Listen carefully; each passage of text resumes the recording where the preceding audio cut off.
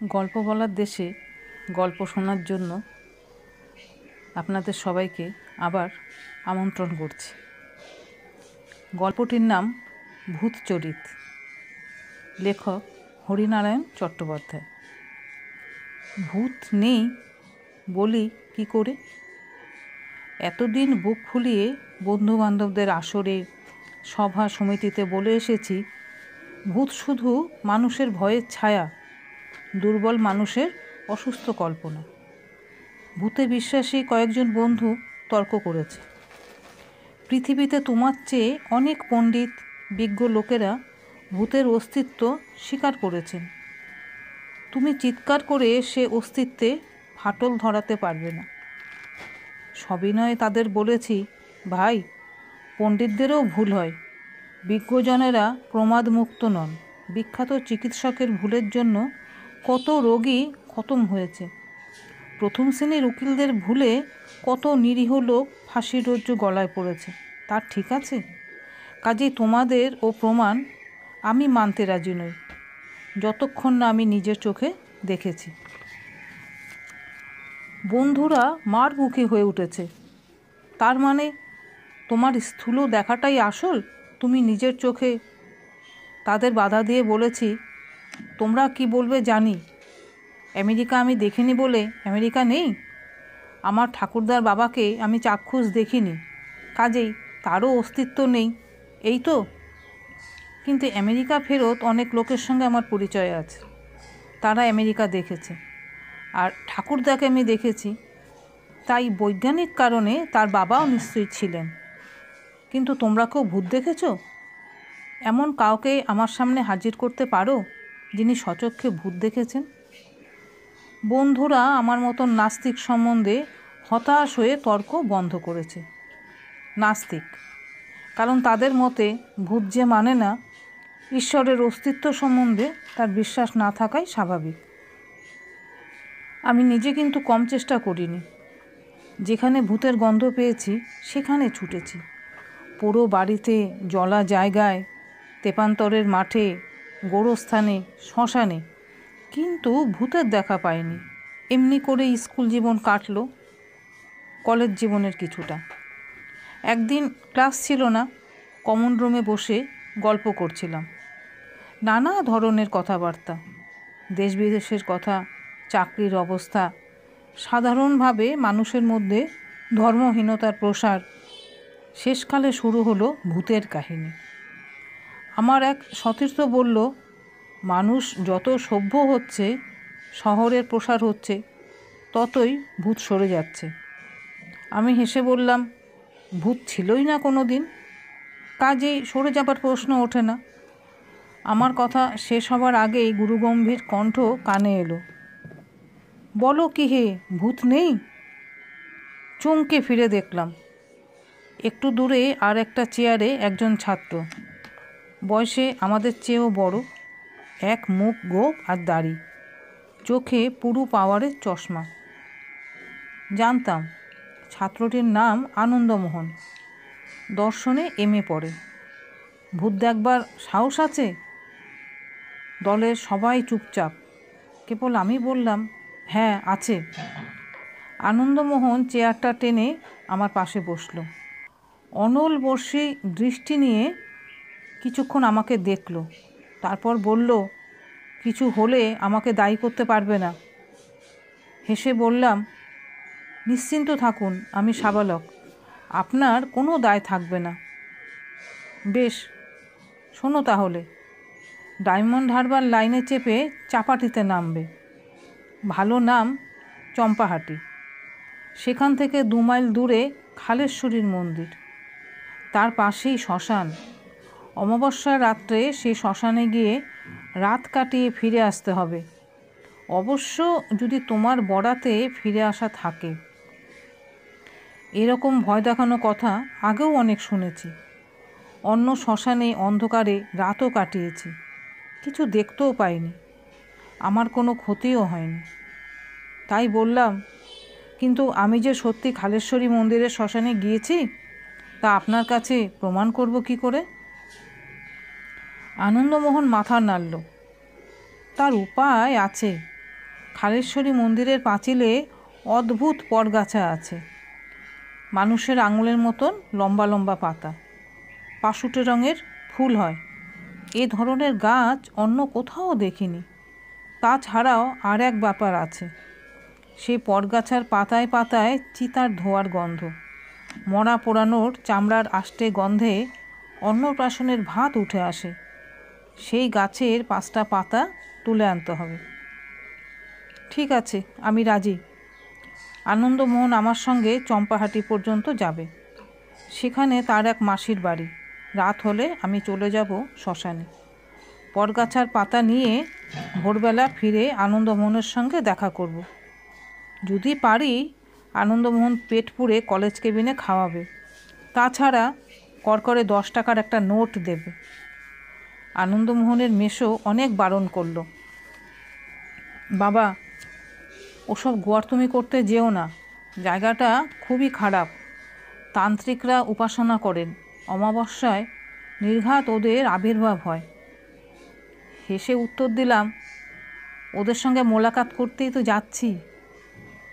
আমি যখন নাছোড়বান্ধা তখন আনন্দমোহনের মেসো একটা রুদ্রাক্ষ নিয়ে হাতে বেঁধে দিয়ে বলল, রাম রাম, বিপদে পড়লে রাম নাম জপ করো। আর কি বলবো বাবা, এসব সর্বনেশে খেলায় মেতো না, কোন দিন মুশকিলে পড়ে যাবে। রাত 8টায় খাওয়া দাওয়া সেরে শ্মশানের দিকে রওনা হলাম। ঘুট ঘুটে অন্ধকার, ভালো করে পথ দেখাই যায় না। ঝোপে ঝোপে জোনাকির ঝাঁক। কয়েকবার বৃষ্টি সুরে পেঁচা ডেকে উঠল, ঝিঝির আওয়াজ। এসবে আমি অভ্যস্ত। এর আগে বাজি রেখে 3 নানা জায়গার শ্মশানে গিয়েছি। মরার খাট থেকে গাঁদা ফুলের মালা ছিঁড়ে এনেছি। প্রায় ঘন্টা 3 পর শ্মশানে পৌঁছলাম। এতটা সময় লাগার কথা নয়, মনে হয় পথ হারিয়েছিলাম। শ্মশানের কাছাকাছি আসতেই তীব্র মাংসল গন্ধে বমি আসতে লাগলো। বুঝতে পারলাম বোধহয় মরা পোড়ানোর গন্ধ। অথচ কাছে গিয়ে কোনো চিতা দেখতে পেলাম না। একটু ঘোরাঘুরি করে বুঝতে পারলাম উগ্র গন্ধ আসছে খালেশ্বরী মন্দিরের দিক থেকে। কাছে গিয়ে টর্চ জ্বাললাম। গন্ধের জন্য নাকে রুমাল চাপা দিলাম। এই সময় এলোমেলো হাওয়া উঠল, পরগাছাগুলো শিরশির করে কেঁপে উঠল। কি আশ্চর্য, ঠিক যেন হাতের আঙুল নেড়ে আমাকে কাছে ডাকছে। ভোরবেলা ফেরার সময় এই পরগাছার পাতা ছিঁড়ে নিয়ে যাব। আবার শ্মশানের দিকে ফিরলাম। স্থির জোনাকির মতন অনেকগুলো আলো। বুঝতে অসুবিধা হলো না ওগুলো শিয়ালের চোখ।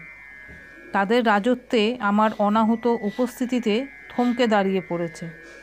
কাছে যেতেই ছুটে পালালো। অদ্ভুত একটা শো শো শব্দ। মরার খুলির মধ্যে দিয়ে বাতাস প্রবাহিত হলে এ ধরনের শব্দ হয়। আর একটু এগিয়েই দাঁড়িয়ে পড়লাম। উঁচু ঢিবির ওপর বাঁশের খাট, তার ওপর এক মরা, মুখ ঢাকা। ধারে কাছে কোনো লোক দেখতে পেলাম না। সরে এলাম। এদিকটা অনেকগুলো গাছের জটলা, তার তলায় মিটমিট করে একটা লণ্ঠন জ্বলছে। যাক, সম্ভবত কোনো লোক আছে ওখানে। শ্মশানে সারাটা রাত একলা থাকতে হবে না।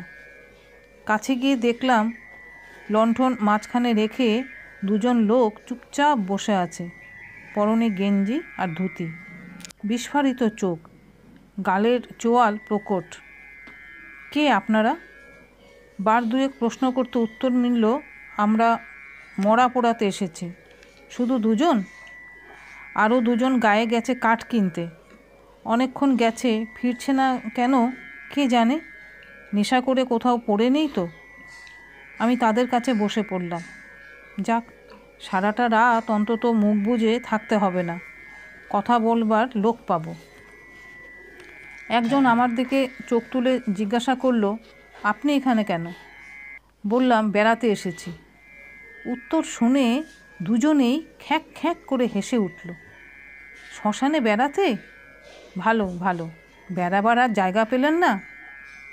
মরিয়া হয়ে বলে ফেললাম, ভূত দেখতে এসেছি। আবার সেই খ্যাঁক খ্যাঁক হাসি। খাঁচা এনেছেন? খাঁচা? খাঁচা কি হবে?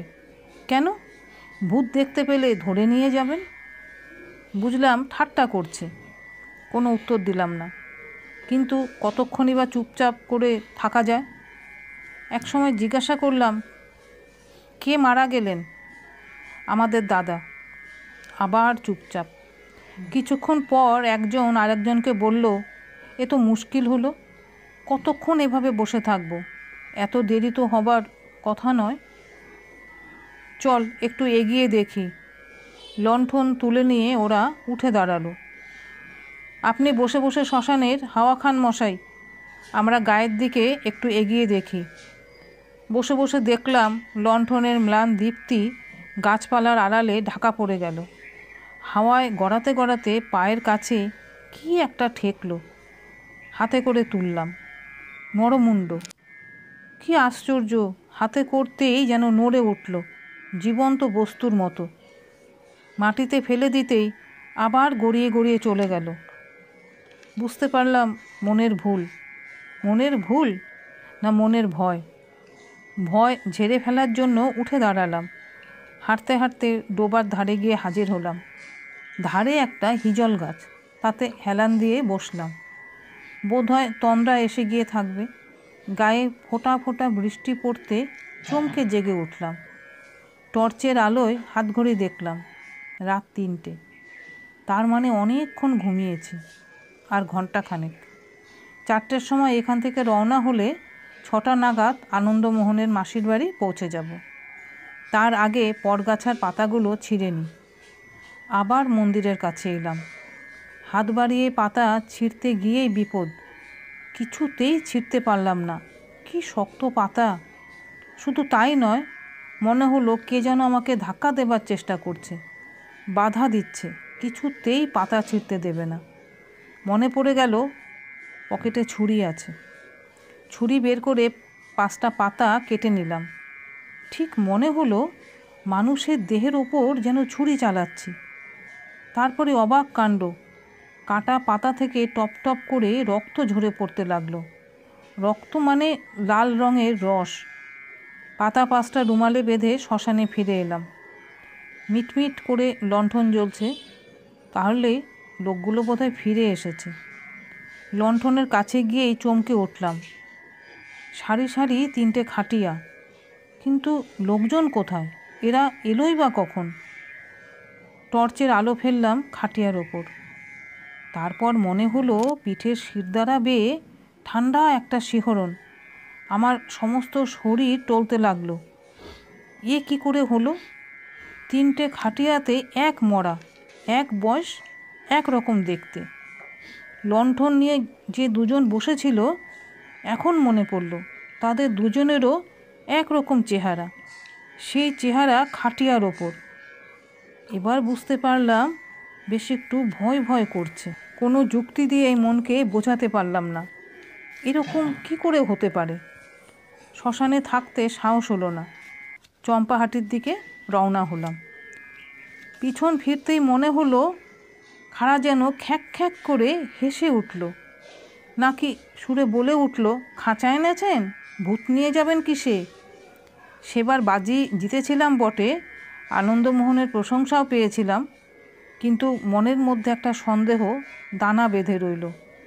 ভূত যদি নেই, তাহলে একই চেহারা 3টে মরা পাশাপাশি দেখলাম কি করে?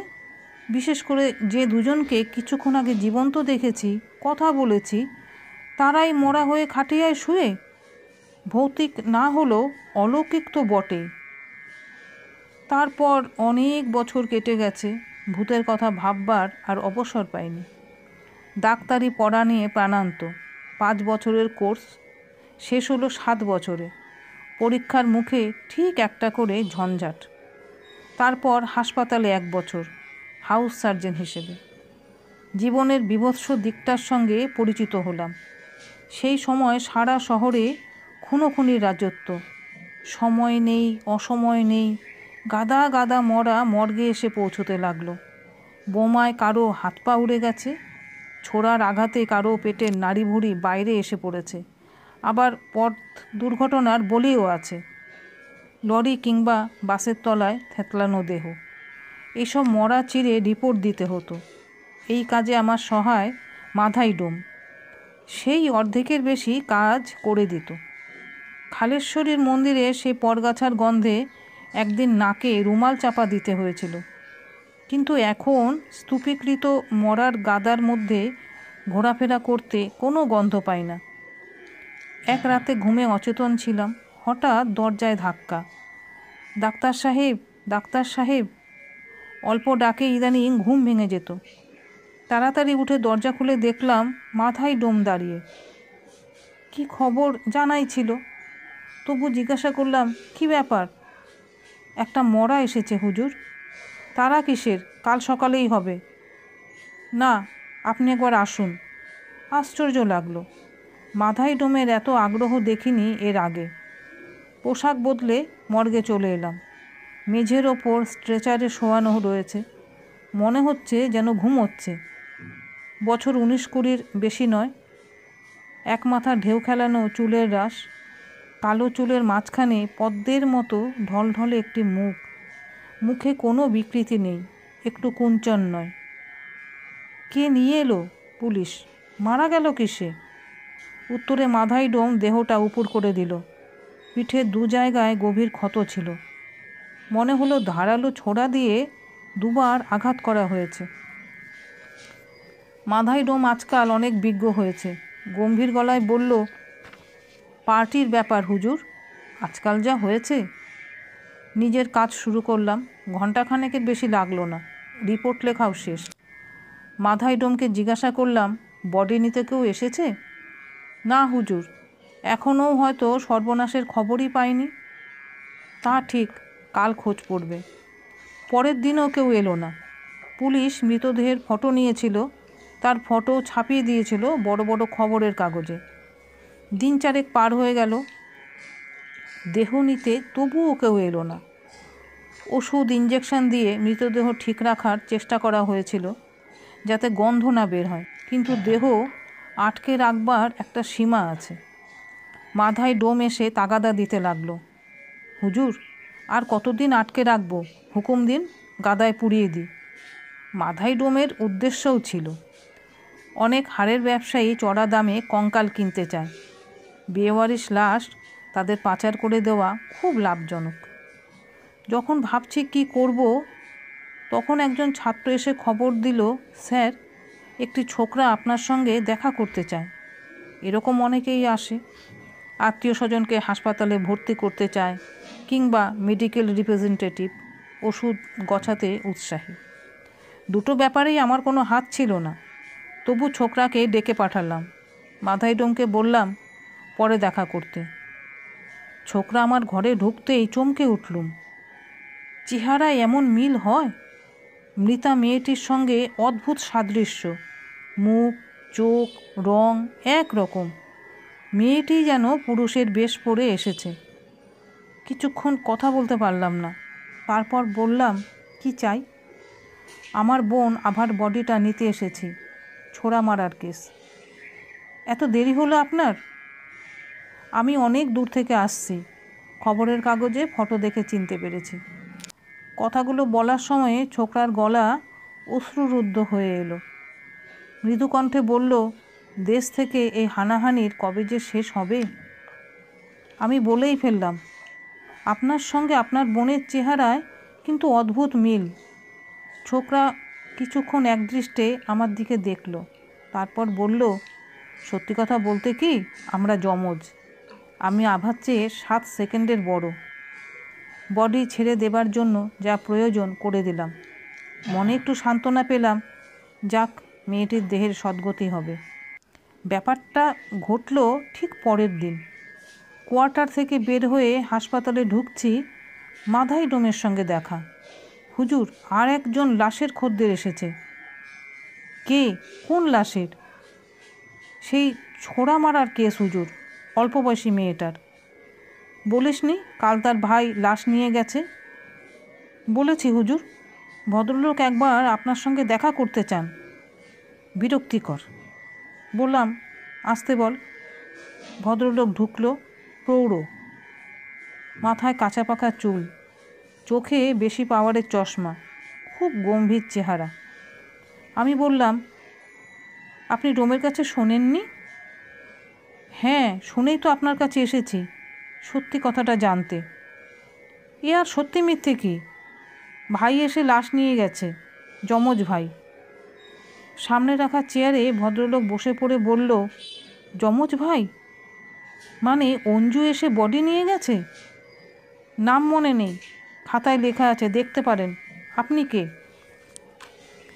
আমি আভার বাবা। বাবা? হ্যাঁ, চাকরি থেকে অবসর নিয়ে রেবতীপুরে থাকি। রেবতীপুর অচপাড়াগা, বর্ধমান থেকে 30 মাইল। আমার মেয়ে আভা এখানে কি করতো আমি জানি না। আমার সঙ্গে যোগাযোগ ছিল না। শুনেছি বাজে লোকের খপ্পরে পড়েছিল, চালের চোরা কারবার করত। ভদ্রলোক দীর্ঘশ্বাস ফেলে পকেট থেকে ভাঁজ করা খবরের কাগজ টেনে বের করলো। কাল কাজে বর্ধমান এসেছিলাম। কি আশ্চর্য ব্যাপার দেখুন, জিনিস কিনে গায়ে ফিরছি, সেই কাগজের মোড়কে আভার ছবি। অবাধ্য হোক, যাই হোক, মেয়ে তো, সকালেই ছুটে চলে এলাম। কিন্তু আপনাকে তো বললাম আপনার ছেলে এসে বডি নিয়ে গেছে। তা কি করে হয়? ভদ্রলোক অদ্ভুত দৃষ্টি নিয়ে আমাকে দেখল। না হবার কি আছে, আপনার মতন তিনিও খবরের কাগজ দেখে চলে এসেছেন। কিন্তু ভদ্রলোক ধরা গলায় বলল, অঞ্জু তো আজ 5 বছর মারা গেছে, বাস দুর্ঘটনায়। এবার আমি সোজা হয়ে বসলাম। সে কি? সেই জন্যই তো আশ্চর্য লাগছিল, অঞ্জু আসবে কি করে? অনুভব করতে পারলাম শরীরের রক্ত মুখে এসে জমল। অনেক বছর আগে খালেশ্বরীর মন্দিরের পাশে শ্মশানের সেই অভিজ্ঞতা মনকে আচ্ছন্ন করল। দুটো ঘটনাই তো আমার নিজের চোখে দেখা, কি করে অস্বীকার করব, কোন যুক্তিতে?